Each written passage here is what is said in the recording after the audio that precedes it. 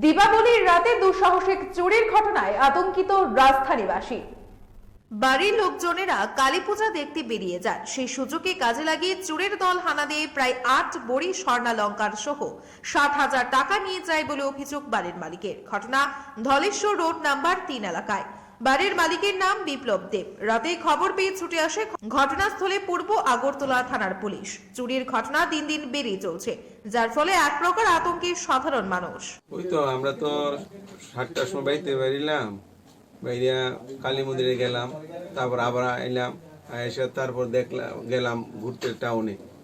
ওই তো 12টা 20-25 ঘরে ঢুকলাম, ঢুকে দেখি পুরা দরজা ভাঙা, গোডরেজ ভাঙা, আর একসঙ্গে ওই ব্যাগে ভিতরে স্বর্ণগুলি আসলো, আর ক্যাশ টাকা ৬০,০০০ টাকা আসলো, মানে সবই নিয়ে আসে। বিছানার নিচে আসলো এটা একটা ইয়ার নিচে ঢুকানো টাকাটা, আর গোডরেজের ভিতরে আসলো তোর স্বর্ণ ইয়াটি একটা ব্যাগের মধ্যে সবগুলি নিয়ে গেছে। কত ভরি স্বর্ণ নিব? প্রায় 8 ভরি মতো নিব। একসঙ্গে ব্যাগের ভিতরে ছিল সবগুলি। কিরকম মূল্য হতে পারে? মানে 8 ভরি বাজার মূল্য কিরকম হইব এখন?